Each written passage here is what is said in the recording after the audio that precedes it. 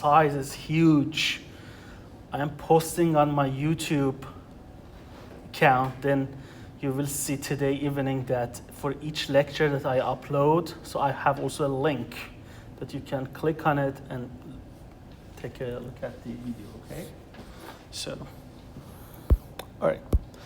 So in the previous class, I introduced you the gradient of a scalar field. And basically the whole idea was that we are looking for directional derivatives, right? So when we have multiple coordinates, right? So coordinate components, we always ask this question, in which direction we are calculating the derivative. And over there, you saw that always we need to set a direction. And when we worked out these derivations, we saw that, okay, so we see some quantity here that is basically is a dot product of the direction and derivative of the function, okay? So derivative means that that's the del operator over there, and you go basically calculate the derivative with respect to each component of the coordinate system that we have. Then we said that that is a gradient of a scalar field. Obviously, it's a vector. So once gradient is applied to scalar, it makes it as a vector. Okay, so it increases the order by 1. So this is very important. The gradient of a scalar field is a vector field. So you can apply gradient not only to scalars, but also to vectors, right? Do you recall seeing a quantity like that? In those people working on mechanics or fluid mechanics, they should have seen something like that. Gradient is applied on a vector. Let's say I have vector V, right?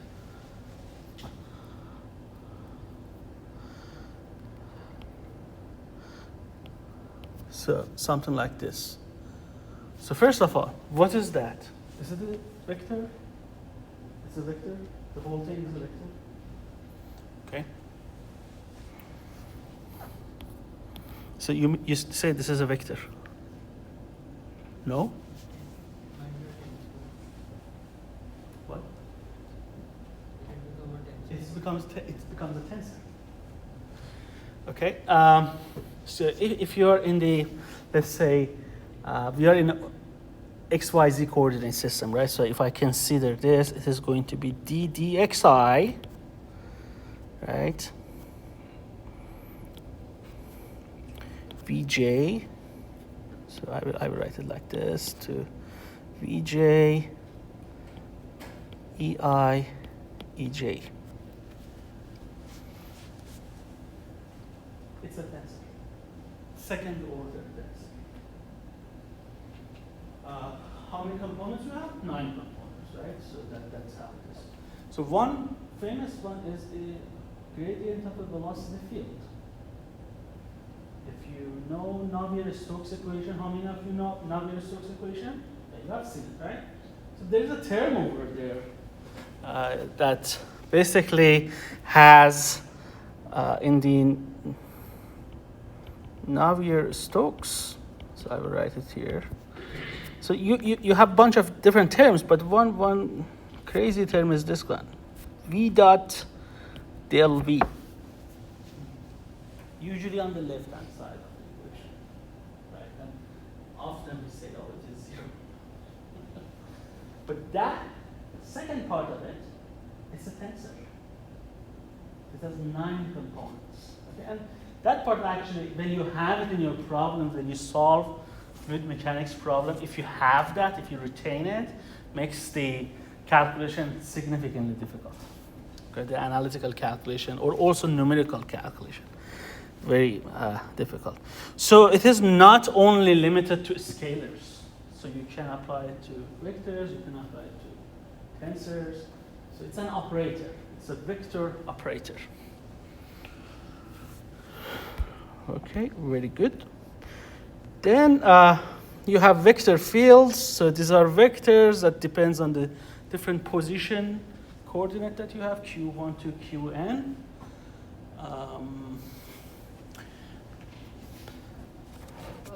Basically, you can have like a velocity field is a vector field, electric field, force field, doesn't matter. So key point is this vector field that you have gets x, y, z, or time, and also gives us x, y, z, time, or more components, right? So we all put it in the vector.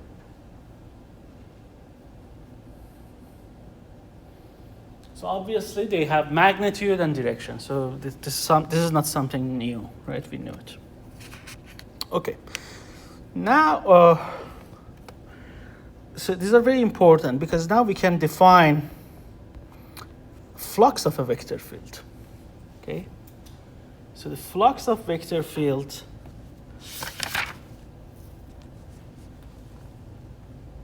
is defined as the amount of the vector field V goes through a surface S. Let's say I have surface S, closed surface like this. So this is my surface S, and I have this vector A is going through it. Okay, so the whole space you consider it. So if we want to understand how much of this basically V field goes through surface S, so we define that quantity, let's say call it phi, it's flux. Obviously we need to sum it up over the area that we have for the surface, okay? And usually this vector n is defined as perpendicular to the surface. So think about a sphere. So if you want to find the flux of some quantity, let's say, I don't know, heat flux. So for some reason you have a heat source at the center of the sphere, and you want to see what is the flux that it goes out, right? How much heat is going out as a summation. So basically you're calculating that integral. Basically you're looking at the flux at the point, then dotted by the normal vector to the surface, which you are supposed to derive it, times ds, which is the element of the surface. So ds is the surface element. So surface element definition depends on you, what coordinate system you are using. If you are in the XYZ coordinate system, say you have a surface all in XY plane, so this is just going to be dx dy, right?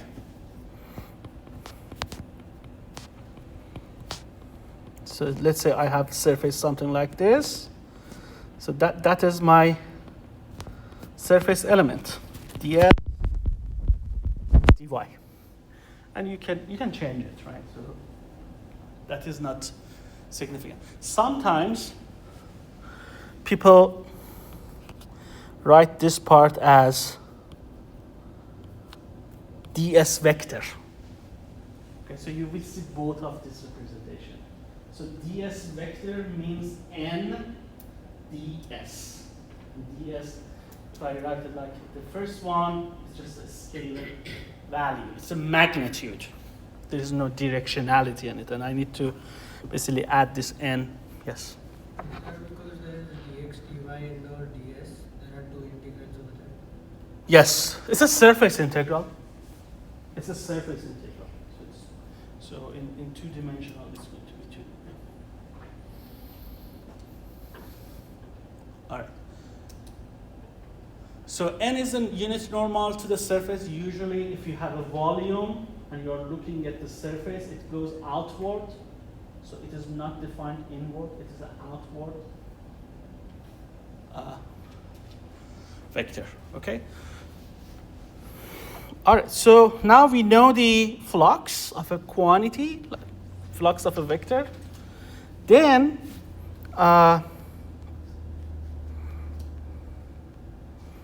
if I think about this basically property, and the surface S that I'm going to consider. So if I basically consider the 3D object, which has a volume V. So let's say this has a volume also like V. And I'm going to calculate this flux at a very small volume. So I'm going to squeeze it to 0 volume, okay? So you can think about that at that point, I am looking at the basic point flux, right? What we call it as a strength of the sink or strength of the source, whatever comes out from that point. Okay, so you understand the physical meaning here? So for that case, basically, we can show that if I calculate the divergence of A, so this is called now divergence, basically a dot product of the del operator with your vector. That equals to that limiting flux that you are going to get. It is very important. Okay, so what is the divergence of A here? So if think about A is like A1 I plus A2J plus A3K, basically the divergence of A is going to be d dxi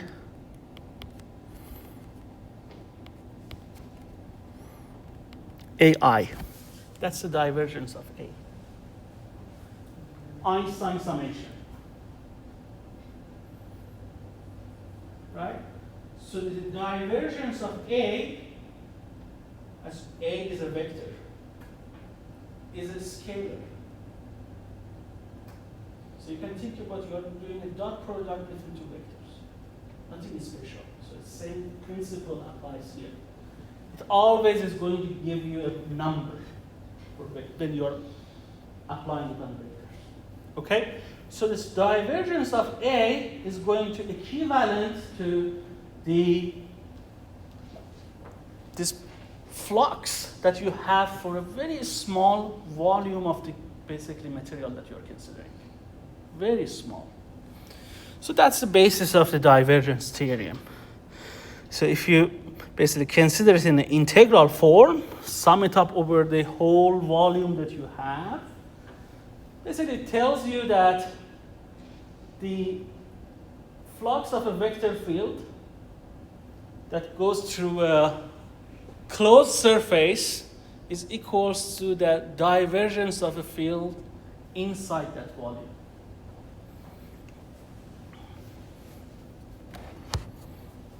Okay, so think about it. If the F corresponds to some flow, so basically this gives you the net rate of flow going out of surface. This part gives you the strength of source or sink that you have at a given point. So the analogy here I can give you to understand this equation is like this. Think about we are sitting in the class, right? All right, so at any point, I can either basically look at the number of the students in the class and also count the number of people coming from these two doors, right? So the number of the people coming from two doors are going to correspond to that net rate that I have on the left-hand side. So that gives me number of the people here coming out or getting out of the room, right? Or I can ignore that, I don't look at that, I look at you here, and I look somehow magically some people are appearing and disappearing. Basically, it says that the number of the people are appearing or disappearing is the same as the people are going out or coming in. That's it. Obvious, right? It should be equal. That's the meaning, physical meaning of it. So whatever goes out or comes in from your boundary, it should match with the production or consumption that you have in whole volume of the system that you are considering. Is it clear? Good.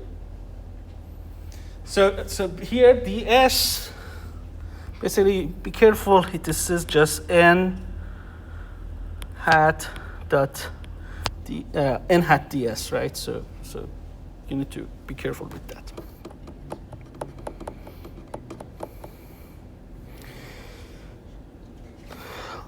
So this one I need to fix this. This shouldn't be A, this should be F. Sorry about this. A was in the previous. And this guy also, it should be F. So in the curvilinear coordinate system, what you need to consider is that this divergence part, you need to consider the scales. 1 over h1, h2, h3, and basically when you are calculating derivatives, also you are going to have h1, h2, h3. Okay, so it becomes a little bit more involved because your scales are not 1. In a Cartesian coordinate system, you remember h1 equals to h2 equals to h3 equals to 1. Right, so that's much straightforward. But that's not a big deal, so we can have that. Okay, so let's consider this. So think about, we have a rectangular box or room with a dimension of 2 times 3 times 1 meter. So maybe the height is a little bit low as for a room, as 1 meter. So let's make that 2 meters. Yeah, if we make it at 2 meters, it's going to be similar as the small room we have in the 4th floor. Great. Okay, so we have a steady flow field of heat given by that equation. For some reason, our AC system works based on that. It generates heat at different location of x, y, z based on that. So the units also are per joule. And we want to use the divergence theorem to calculate the total heat flow out of the room. Okay, and depending on the sign of this quantity, we will judge whether we are losing heat or we are gaining heat. Okay?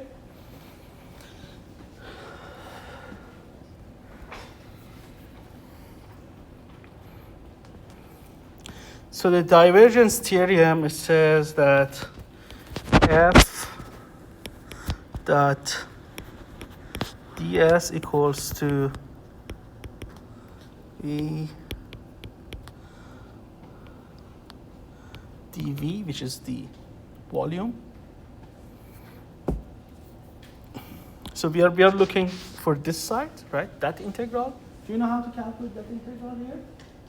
Let's say if we didn't know the divergence, the reason that we're using divergence theorem is that it's easier. If you didn't know the divergence theorem, if I ask you what is the total, basically, heat flux that we have, how would you calculate it? So you need to calculate the left-hand side.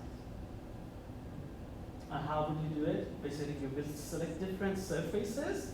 It's basically the dimension of the room. So you have x, y, y, z, and x, z planes, each of them 2, right? So you have 6 planes.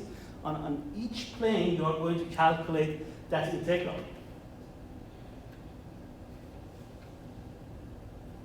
Do you follow that? No?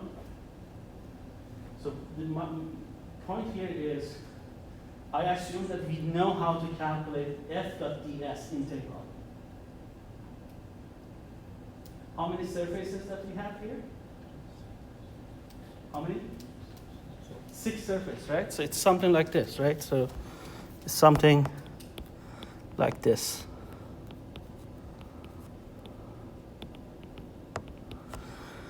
So you need to define this normal vectors n1, n2, n3, and 4, 5, 6. And on each surface, you want to basically calculate f dot ds, right? Then calculate the integral for that surface. So it's a 2-dimensional integral. Then you sum it up over all the surfaces, all 6 surfaces. That is going to give you the total heat flux. Right? So that's the normal way of doing things. We don't want to use that. We want to use divergence theory. It's easier. So what we are saying that it is a closed box, right? So what I'm going to do, I'm going to calculate the divergence of F.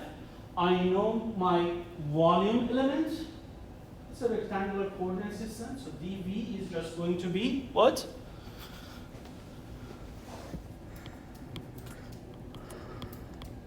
dx, dy, dz. Check the equation that we have, h1, h2, h3, dq1, dq2, dq3, right? That's it. So if we can calculate the divergence, then we're good. So, all right, so what is the divergence? So you tell me.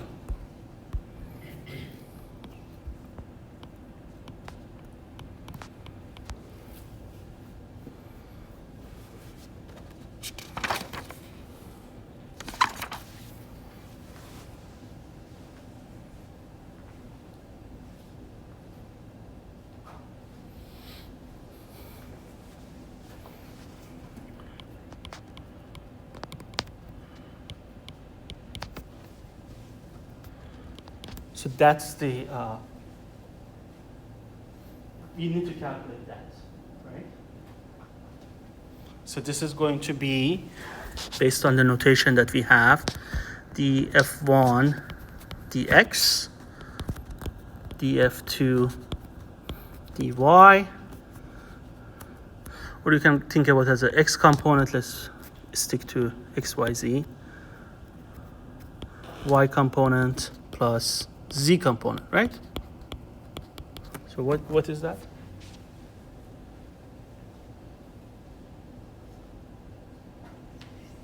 So this is the x component, y component, and z component.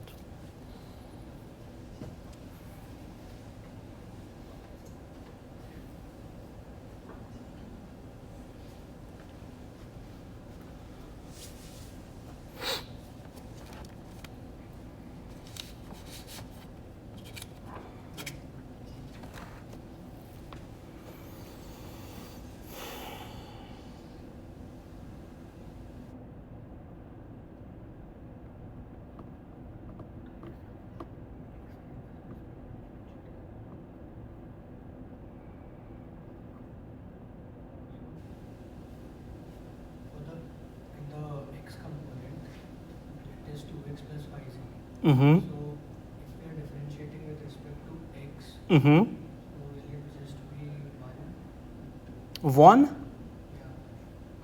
So the derivative of the first component with respect to x. 2, not 1, 2, right?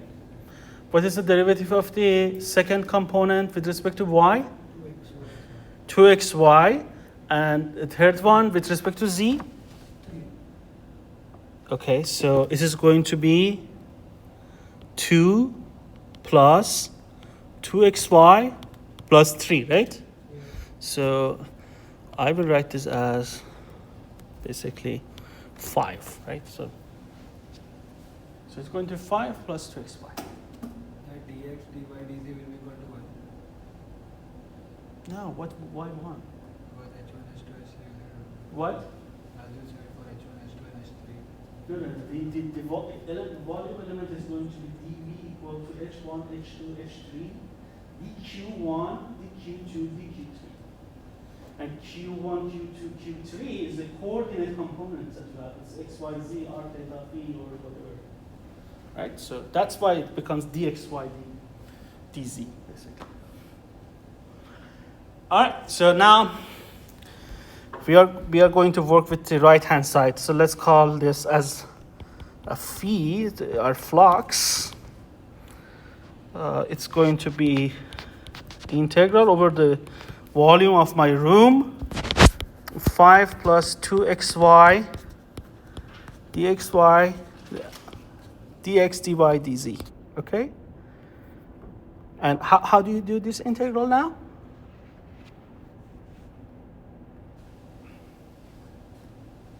Assign the limits. Yeah, assign the limits, go one by one, right? This is the easy one, right? So you don't need to do any, we don't need to do any crazy thing here, right? So just assign the limits. So my z goes from 0 to 2. For the other one is 0 to 3. And I think x is at from 0 to 2. So it will be 5 plus 2xy dx dy dz. So you go one by one, right? So integrate with respect to x, apply the limits, then whatever you get in terms of y, apply the limits, and z, apply the limits. So it's going to give you a number. So that's the whole point. So divergence of a vector, and if you have even integrated, it's not going to change the basically scalar vector. It's just always going to be a scalar. So if you do this, you will get as 48. So you can do the calculation. So it's a positive number. So that's the whole point. So what does positive number here means now? It's going into the room. So it means that I have a source. So it is radiating heat outside. Okay, so it is giving heat out. And you remember the way we defined the normal vector was also outwards. That's the direction of the positive here.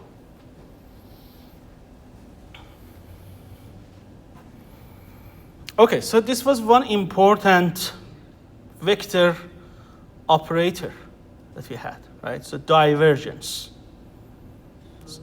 Yeah. I got 48 after the second integral. So I'm going to. Oh yeah, oh, sorry, I changed the z by factor of 2. You are good. So it's going to be multiplied by 2. Good, yeah. Because the last integral was from 0 to 1, so it's not changing. Right? So it should be multiplied. Yeah. Very good.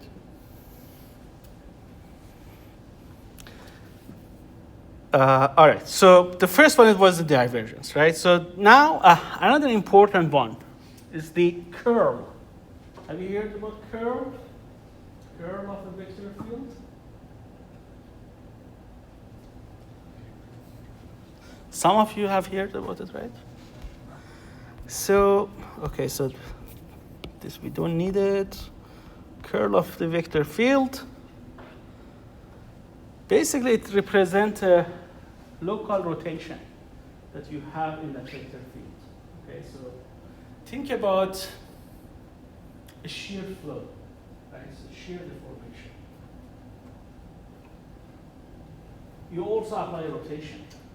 At the same time you are doing shear, the rotation is being applied, right? So the way that we calculate the curl, it's a cross product between the del operator and the vector v. So in the Cartesian coordinate system, it's pretty straightforward, and we mainly are focusing on this. So you can write it in terms of the determinant, right? First row is going to be basically the direction of the basis that we have, E1, E2, E3. Second row is d dx1, d dx2, d dx3. Third row is going to be components of your vector, v1, v2, v3. Okay, so if the curl is basically positive or negative, means that there is a local rotation happening, either counterclockwise or clockwise. If it is 0, there is no rotation. So you have an irrotational field. Some of the deformation you apply to materials are irrotational. So think about the case that you apply shear deformation, right? So let's say we have a shear flow. So do you remember this example in the fluid mechanics? So you have two parallel plates. You're moving the top plate with a velocity equals to V0. Bottom plate is stationary. And here you have your fluid, right? So let's say you are in a steady state. Your fluid is Newtonian. Do you remember what was the velocity profile shape here? So let's say this is my coordinates. So let's live in the two-dimensional coordinate system XY. So I'm putting it 0 here. The distance is h. Yeah. So do you remember what was the velocity profile? Yeah. It was a linear velocity profile, right? So on the top plate, you have the velocity as the V0. And as you approach to the bottom plate, because you have no slip at both plates. No slip condition means that liquid at the boundary, at the solid boundary, is going to stick to your surface. So the velocity of the liquid and the surface are going to be exactly the same at the boundary. So on the top boundary, I am moving with the velocity of wall. On the bottom boundary, I'm going to be stationary. So I'm going to be sheared continuously. Right? So if I draw it, so this is a typical basically velocity profile you have seen. So the equation for this is your Vx is going to be V0 divided by h times y. Okay, does it make sense? Basically, that's the equation of the line. I haven't done anything magical here, right? So that's my Vx. So let's say my velocity profile, there is no other perturbances here. So I have vector like that is my x component. And the other ones are 0, right? So nothing happens. Very boring type of fluid. So can you calculate the curl of this vector field? It's a vector field, right? So at each point, basically I have a different velocity. So if you use that relationship over there, so what is going to be your curl? So let's do that. So E1, E2, E3, ddx1. So let's write it in terms of ijk because over there I have I, j, k. So this is ddx, ddy, ddz. The first component is v0 divided by h times y, and these are 0. Okay, so can you quickly tell me what is the curve? If you calculate this determinant. The I component is going to be 0. Just J component. J component is going to be what? V naught h by d. D naught h by d dz multiplied by V naught h by V naught by. Okay, so let me write this. How many of you know how to calculate determinants here? Most of you. Okay, so let me write. I will write it here. So usually, what we do, we will expand the determinant. So we will talk about it in the matrix. There will be no ij component, only k component is going to be there. We will talk about this, but we are going to use expansion. So we are going to expand it with respect to basically this ij component. So if you, okay, let me, yeah.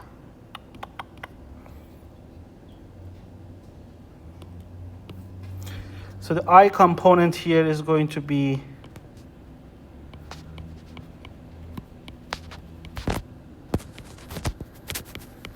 zero, zero. So this is going to be 0 minus j component. So for j component, we are going to use this submatrix that we have. So if you don't understand it, that's okay. So you will see later.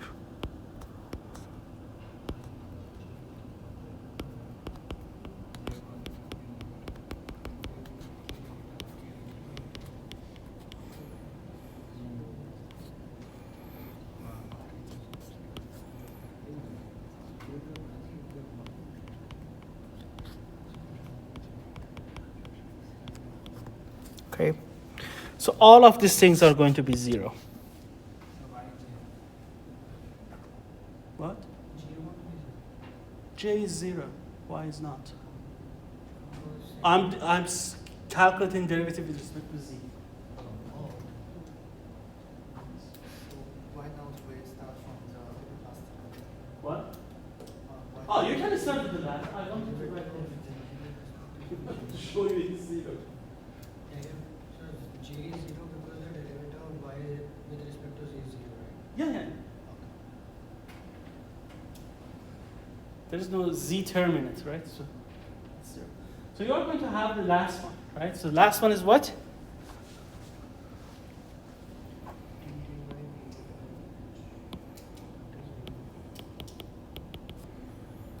What is it? d dy v0y divided by h? v0 divided by h.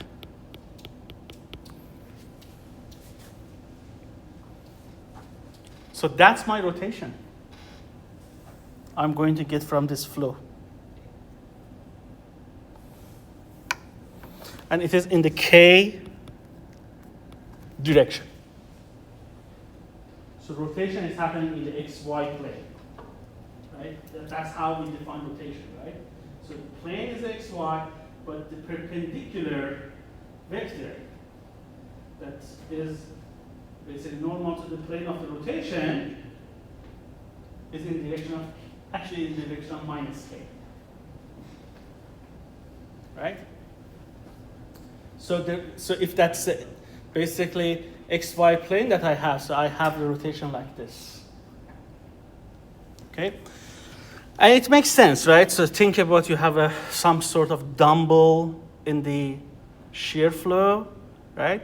So as soon as the y position of this dumbbell changes, right? So let's say it becomes something like this. This part is facing more shear displacement than this part. So it cannot stretch. What will happen is it's going to have this tumbling motion, rotation is going to happen. That tells you. So you can basically generalize this to different type of deformation. It's the same story, right? So you can calculate the curl of a force field and see how it rotates.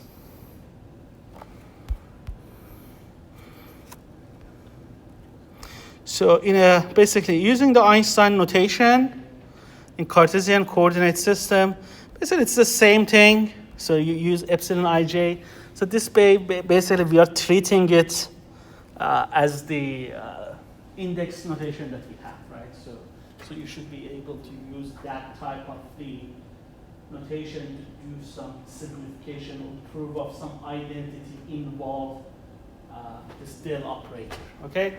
So if you are in a generalized curvy linear system, I will add one constraint that it's orthogonal curvilinear system. I don't want to go into the non-orthogonal ones because it becomes more crazy, but that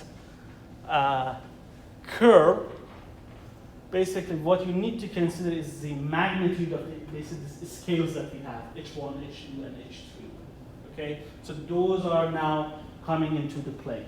But as long as we are in an orthonormal coordinate system, we don't need to worry about that, so we can use this. And here, just one important point, given that I'm repeating the indices here, J, and K, this is the only time that I don't mean summation. So I'm not using summation convention here for that particular formula, okay? So it's not that very important, but just for some reason, if you want to calculate a curl in other coordinate system with scale factors that are not equal to 1, so you can use that.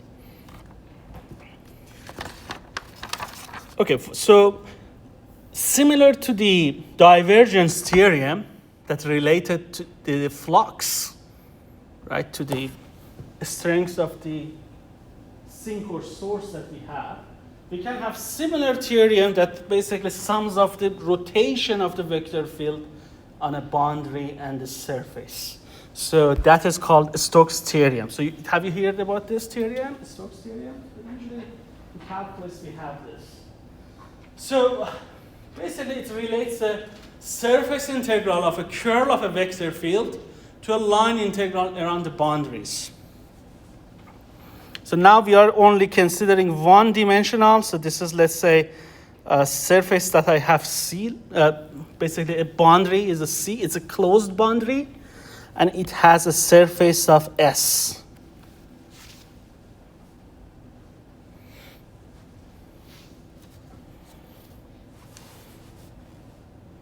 So basically, it says that total amount of rotation that you get over a surface S is just equal to the net rotation that this field has at the boundaries. Other internal rotation, they cancel out each other. So you just need to consider the rotation in the boundary to get the total rotation happens inside your surface. So that's the meaning of it. So rotation of a field, so I just told you it's a curl. Curl gives a rotation. And you're summing it up for all the point in the space that you have. All the point of the surface. So the right-hand side basically tells you, okay, I'm just going to calculate the whole rotation. But instead of that, we can only consider the rotation that this force or whatever F or field has on the boundary. So that's the beauty of the Stokes theorem. So let's see in one example how we can use this. So we want to verify this Stokes theorem, right? So we have a field, vector field. It's in the XYZ coordinate given like y minus xz. So basically this is equal to yi minus xj plus zk, okay? So this is my vector. And the surface I'm considering, it's a hemisphere. So if I can plot it here, x, y, z.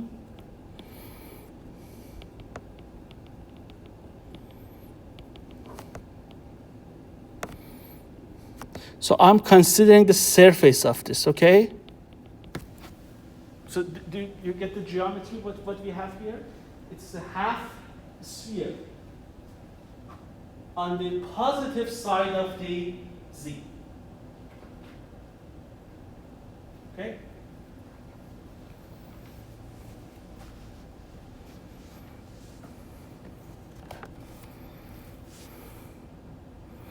So this basically the equation for the surface is x squared plus y squared plus z squared equals to 4, meaning that its radius is 2. And if I want to have basically a circle here, so this is in a 3-dimensional space, so my drawing is not very good. So this radius is also 2, right? If I cut it from the center, the the radius of that circle is going to be equal to the radius of the sphere. So that means that C boundary. So this is the C boundary that I have.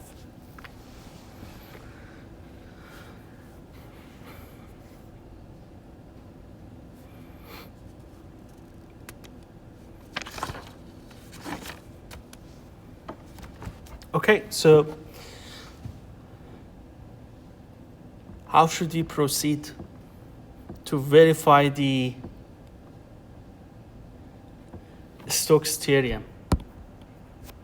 Basically, the integral on the boundary, the whole.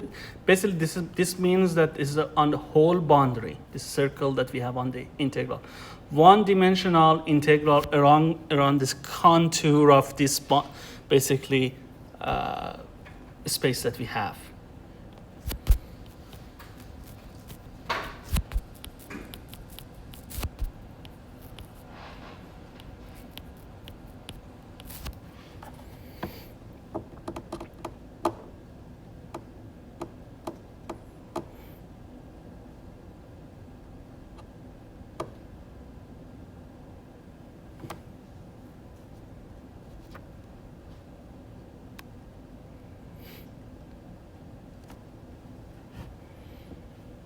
Any suggestion?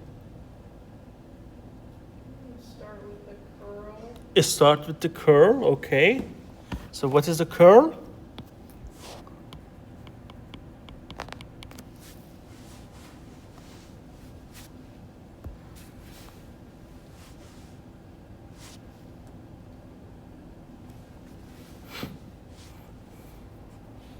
So the curl, you can calculate it quickly here.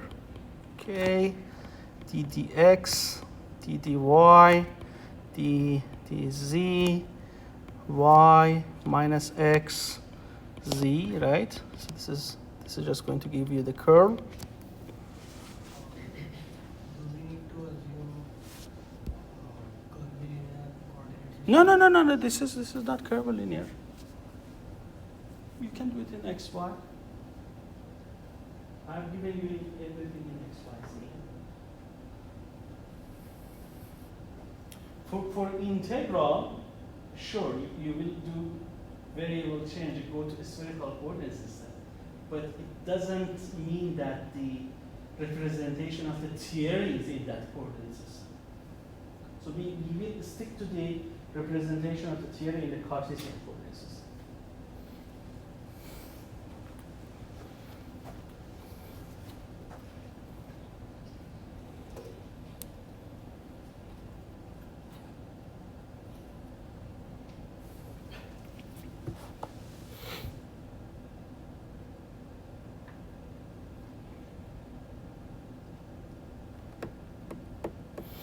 What is the curl? Minus 2k. What? Minus 2k. Minus 2k, right? Yeah. Good. So basically, if I want to write it, it's 0, 0, 0, minus 2, right? So, something like that. Okay, so then, all right, let's do this. So we need to calculate this integral on the surface of this hemisphere, so outer surface that we have.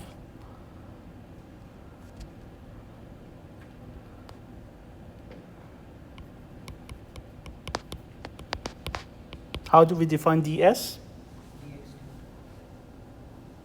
Okay, so dx, dy, dz. Alright. So then you need to think about the limits that you're going to consider. So, okay, because the problem also starts when you are going to consider as because this ds is a vector, right? You have n. What is your n then? Normal vector. So how do you define the normal vector? For the surface of this, basically this cap that you have. Normal vector will just be parallel to the z-axis.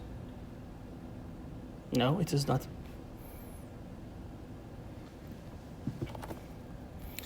Look at this hemisphere cap that we have over there, right? So normal vector here is going to be this way. Here is going to be this way. Here is going to be this way. If I'm sitting somewhere here, maybe it's like this. So it changes this direction. Very complicated. All right, so if you are in a spherical coordinate system, right, so I'll get back to this. If you're in a spherical coordinate system, how do you define your ds for this problem? So think about it. Here for ds, we have this spherical cap, and we are looking at the surface element at a constant r, right? Do you remember I had a very small discussion that in a 3D dimensional space, you are going to have 3 surface elements. Basically different surface elements, right? So in this case, what I have is something like this, right? So I'm looking at this surface. So this is my ds. The ds, all the points on the surface are at the same radial distance from the origin, which is r, radius of my sphere, right? Okay, so now, how did we define ds? You can use cylindrical coordinates? No, not cylindrical. I want to use a spherical. Oh, spherical. Spherical, because it's a sphere. R sine theta. But in terms of the scales, what was the? You have it in your notes. What? But what is the relationship between ds and the coordinates? So if I'm in the 2D xy, this is going to be dx dy, because it's going to be h1, h2 dx, right? Dy. So I'm looking for that. What was the relationship? So for this particular case, it's going to be your hr, h theta, because r is constant, h phi, d theta, d phi. Okay? That's the magnitude of it.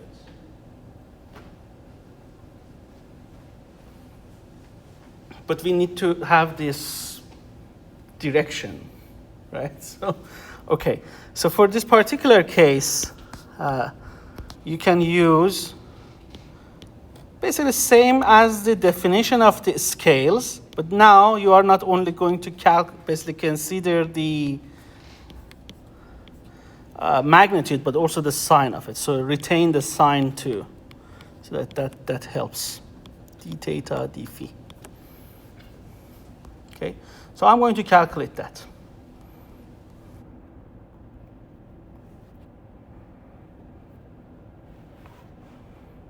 And R here basically means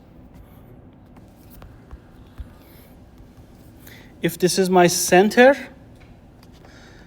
R is a position vector that goes to the surface here I have.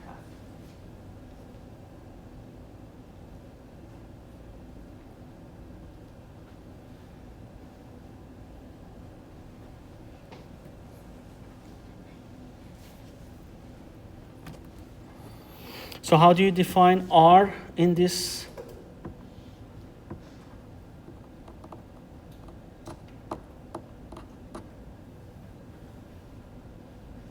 In this coordinate system? So your R basically is going to be, it's a position vector, right? So let me write it here.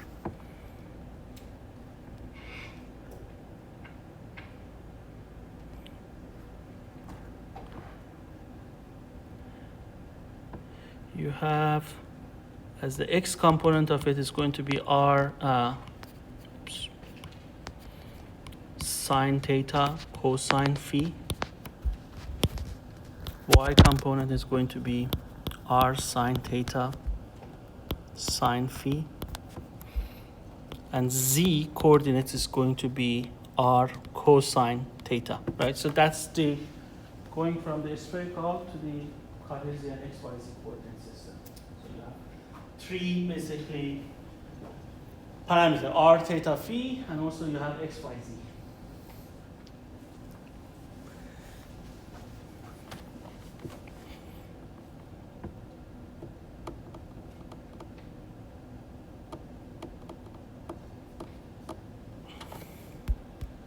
So what is your r value on the surface? 2, right? So consider this. Basically, you have basically x, y, z component of it, right? And your position vector is going to be 2 sine theta cosine phi, 2 sine theta sine phi, and 2 cosine theta. Okay, so this is exactly the same as the XYZ coordinate, but I'm going to use theta phi because it's easy to do the calculation for you. So this R basically points to the surface of this sphere. That's it. Sphere with a radius of 2. So now, if I use this and I calculate the ds, right? So I need to calculate two derivatives. First, dr d theta is going to be 2 cosine theta cosine phi, 2 cosine theta sine phi, and minus 2 sine theta. And another one is dr d phi.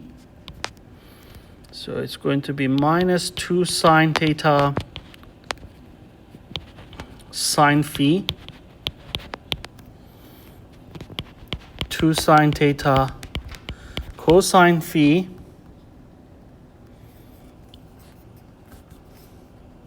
and this one is going to be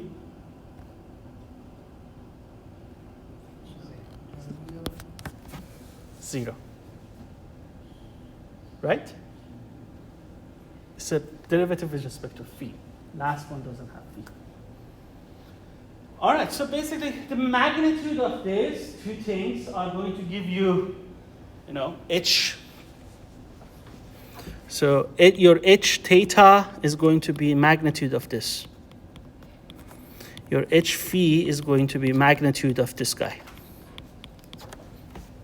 So that if you calculate the magnitude, those are the scales of your coordinates.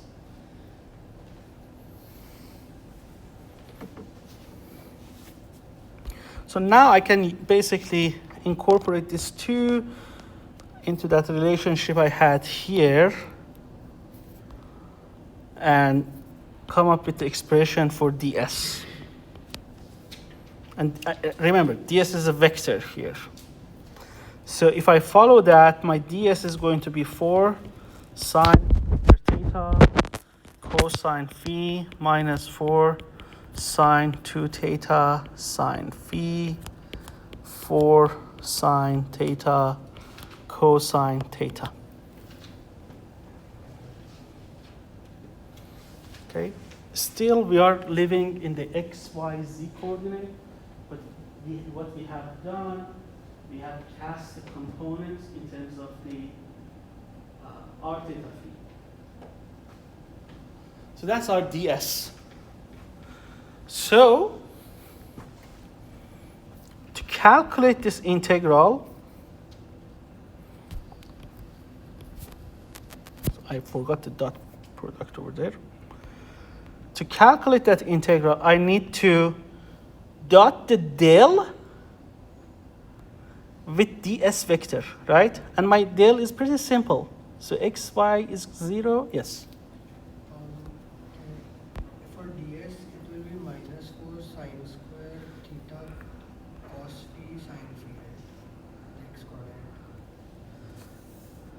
Oh, yeah, yeah. Okay. So it's going to be,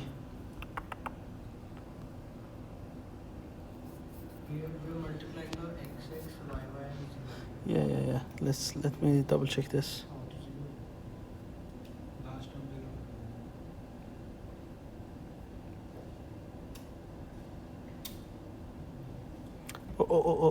Oh. Yeah, I made you confused here. Sorry. That's why.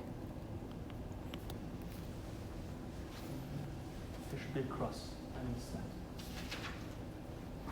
It's a cross product of two vectors. It doesn't make any sense to have two vectors side by side to give you another vector. It is impossible. Right? I think you were doing dot. Yeah. Yes. Yeah, sorry about that. So it should be cross.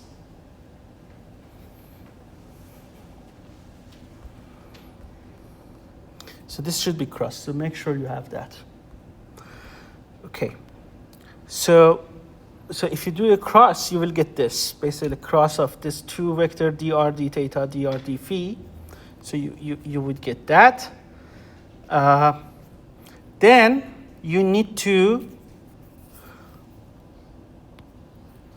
calculate the dot product of ds and curve.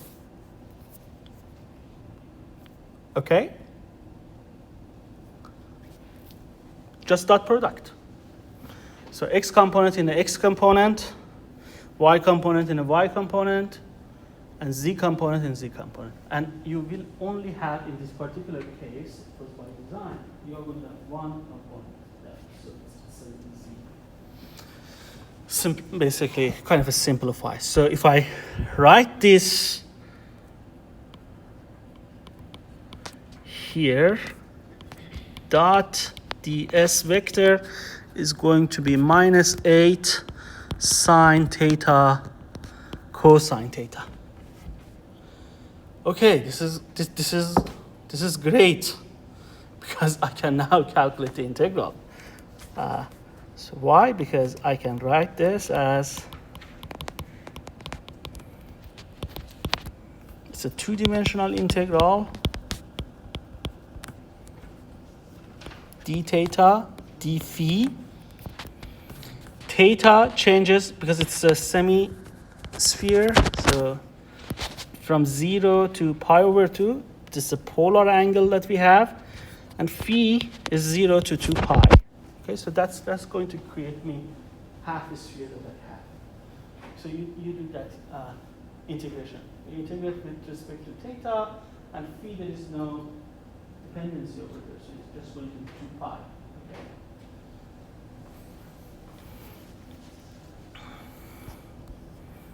So this, if you do the integral, it is going to be minus 8 pi.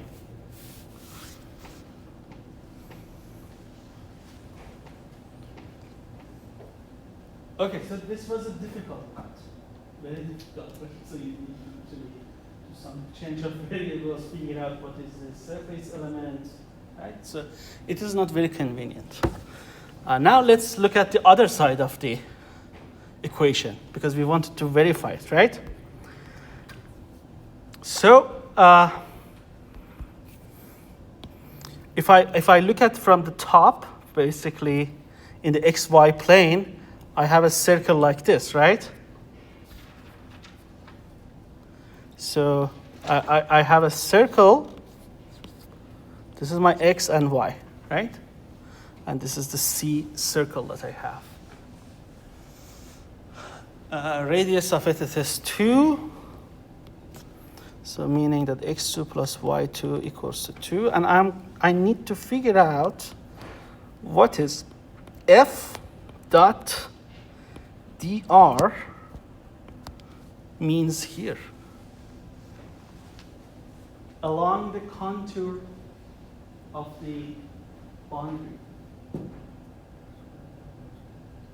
What's that? I was looking at the circle, x squared plus y squared equal to 4. 4, yeah, that should be 4. Sure. 2 to power 2. R squared. Yeah. So how we should proceed with this guy now?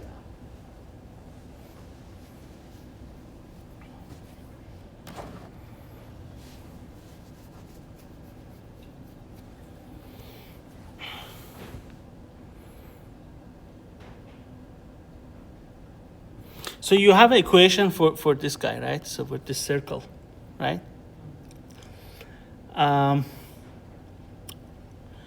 Let's say, because it's a one-dimensional integral, so I need to basically look at the dr means that it's a tangent to the line that I have, and I need to calculate the dot product of f at each point with this vector dr that I'm creating here. Okay, so if you think about as a something is moving along that line, so dr corresponds to the displacement here, right? So instead of doing this, what usually we do, we call it as a parameterization of the path. So instead of dealing with x and y, we are going to use a trick to introduce a third variable, let's say t, usually it is t, to simplify this integral. So what I mean here is that if you think about something is moving here, right? So it's a position vector. Let's say this r is the position vector, okay? So I'm going to define basically r prime of t, okay, as dr dt. And I'm going to basically define r vector as a function of some variable t.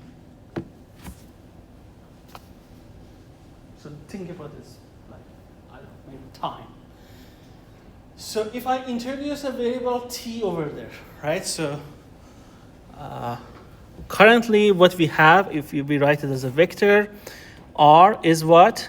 xi plus yj, right? That is r. X squared plus y squared, and yeah, you have the basically radius of 2.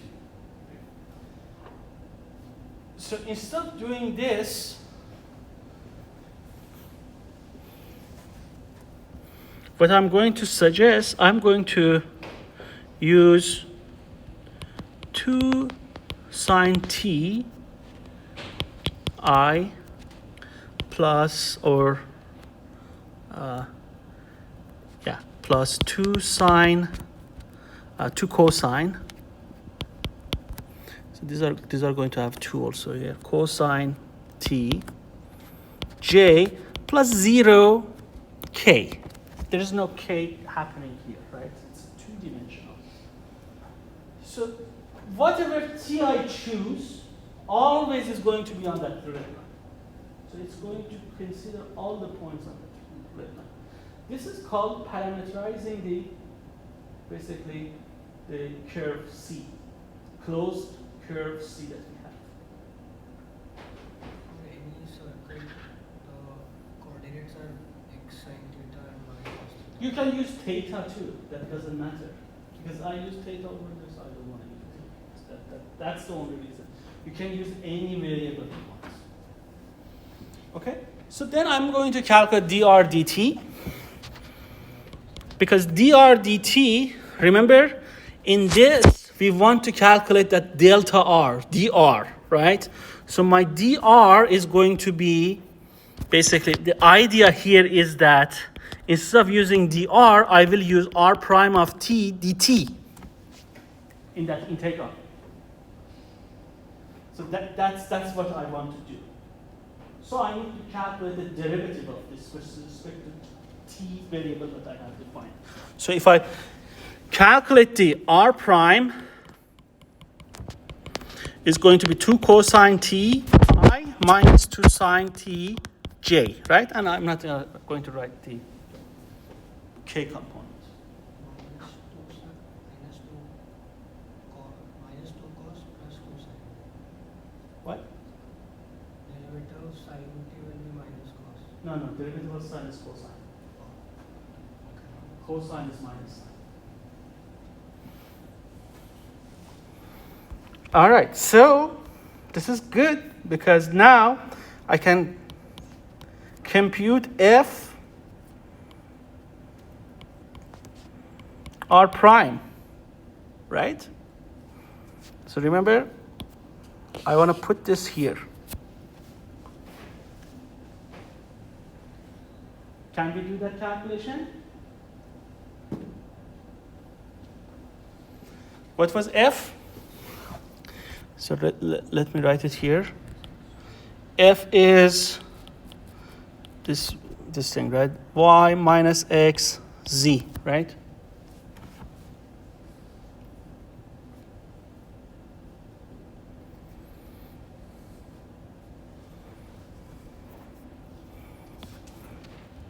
So if I do the dot product, I'm going to get? And remember, you are doing that on that circle. What is y on that circle? Y is r cos t. So 4 cos square t. 4 cos square. No. You're on kind of a right track, but you're mixing things up. What is f?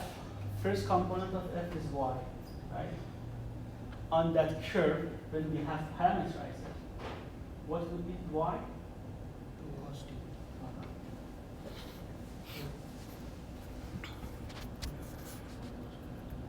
Okay, so it is going to be, so cosine t. So if I do f is 2 sine t here.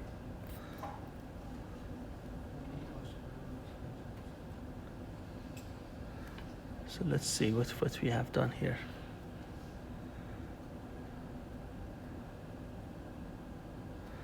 Yeah, I have it the correct way in my note, but we made a terrible mistake here. So let's say this is the angle T. So that maybe it's better to use. So it's just doing cosine theta and sine theta. So R is going to be cosine, then sine. And this is going to be minus 2 sine plus 2 cosine. Okay? So fix that. That was a mistake. So if we do f dot r prime, so it's going to be minus 4 sine squared t minus 4 cosine squared t, right? So the mistake was the sine and cosine were flipped, right? So they shouldn't be like that. So x component on a circle is cosine, y component is going to be always sine. So I have that expression. So what is that expression? If you want to simplify it.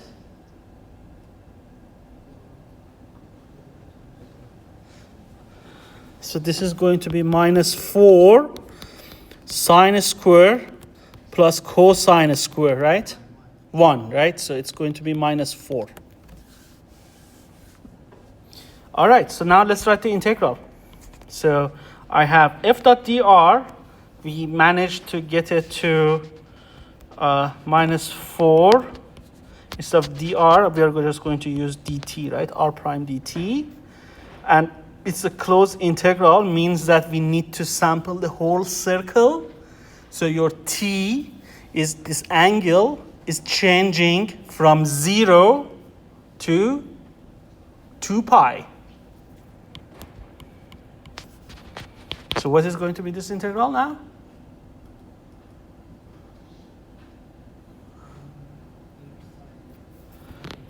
Minus 8 pi. And we got it from the kind of a rough way, minus 8 pi, right? So always when you have this Stokes theorem, you need to think about how you're going to parameterize your path along the contour line that you have. It should be closed path. Basically, there should be a loop, circle, whatever it is. And then you can use this theorem. Okay, so in summary, for this part, so you learned that there's a position vector that depends on the coordinate component Q1, Q2, Q3, and it can increase. So you can using that position vector, you can define a basis vector, and magnitude of these basis vectors are going to give you the scales, right? And so this is for Cartesian, cylindrical, and spherical coordinate system. So you can have the scales, and you learned how to calculate the curve, divergence, and use those theorem of divergence and Stokes theorem to, simplify the